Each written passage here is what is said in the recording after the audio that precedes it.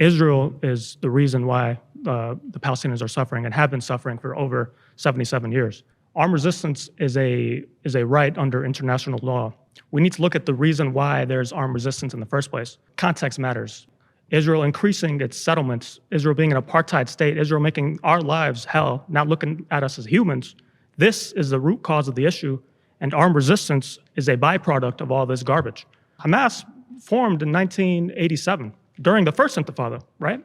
So they formed as an armed resistance group in 1987. There would be no need for resistance if there wasn't a military occupation. First of all, delighted to finally speak to a fellow Gazan, that even when we disagree, that to me is far more important than, with all due respect to some other allies that suck up the oxygen out of the room, that feel the need to speak over Palestinians, that act in a very disrespectful manner.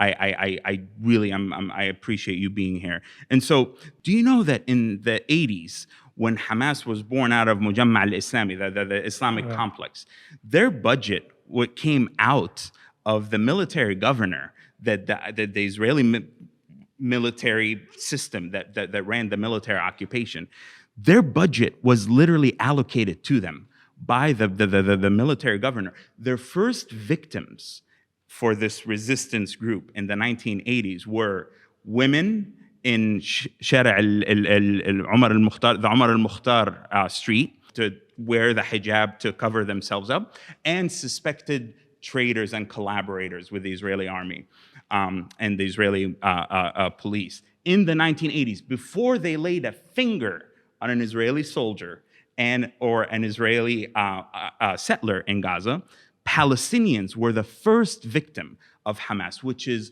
so classic of the Muslim Brotherhood offshoots, so classic of the ISIS and Al-Qaeda style thinking of Sayyid Qutb and all those people. But let's put that aside.